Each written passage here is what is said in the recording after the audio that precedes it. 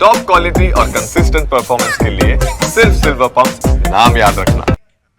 तो सबसे बड़ी खबर इस वक्त की युद्ध को लेकर डोनाल्ड ट्रंप का यूरोप पर हमला, और देखिए किस तरीके से यूरोप को कम मदद को लेकर भी ट्रंप की तरफ से सबसे बड़ी बात कही गई है। आपको बता दें, यूरोप रूस से तेल खरीदने में ज्यादा खर्च कर रहा है, यह बात डोनाल्ड ट्रंप ने कही है, और मैं रूस यूक्रेन युद्ध खत्म करने के पक्ष में हूं। इतना ही नहीं, डोनाल्ड ट्रंप ने कहा कि हमने यूक्रेन को $350 बिलियन दिए हैं।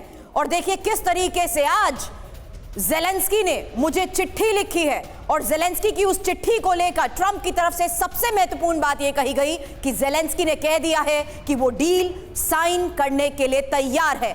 रूस से भी युद्ध पर जिस तरीके से डोनाल्ड ट्रंप की हो रही है बात, इसी बड़ी खबर पर और डिटेल के साथ मेरे सहयोगी और तमाम खास मेहमान स्टूडियो में मेरे साथ है। मनीष, सबसे पहला सवाल आपसे, क्योंकि युद्ध के इस हालात के बीच में ज़ेलेंस्की की तरफ से इस वक्त लिखी गई चिट्ठी और पुतिन के साथ हो रही बात बहुत महत्वपूर्ण है। मनीष।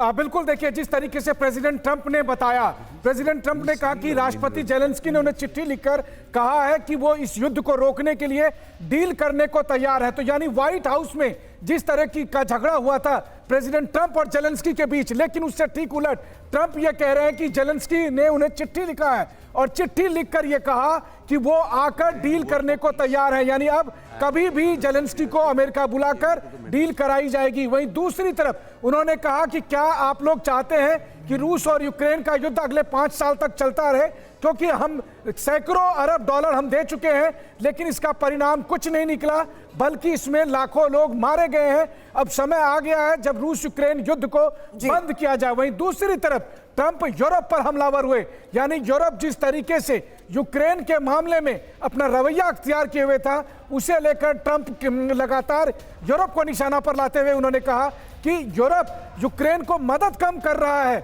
बल्कि अपना फायदा ज्यादा उठा रहा है। तो ट्रंप ने अपने भाषण के दरमियान अब तक जो महत्वपूर्ण बातें कही है, उसमें विदेश नीति के हिसाब से देखें तो उसने ऐलान कर दिया कि मैं पनामा कनाल को चीन के कब्जे से वापस लूंगा। उन्होंने सीधे कह दिया कि मैं ग्रीनलैंड को अमेरिका में बनाऊंगा। अब ग्रीनलैंड को अमेरिका का हिस्सा बनाने का मतलब है कि एक बार फिर अमेरिका और यूरोप के बीच में जो टेंशन है वो बढ़ेगी, क्योंकि अभी ग्रीनलैंड डेनमार्क का हिस्सा है। रूस यूक्रेन युद्ध को लेकर उन्होंने कहा कि हम शांति समझौता करने जा रहे हैं और इसके लिए मैं रूस से बात कर रहा हूं। तो ट्रंप ने दरअसल ये 4 ऐसी बातें कह दी हैं जिससे आज के मौजूदा स्थिति में रूस यूक्रेन युद्ध से लेकर यूरोप और अमेरिका के संबंधों पर बहुत बड़ा असर पड़ने वाला है। जी देखिए, मनीष बता रहे हैं डोनाल्ड ट्रंप का संबोधन हो गया है। मुख्य बातें क्या क्या थी उनके पूरे संबोधन में, मनीष ने ब्रीफ कर दिया है।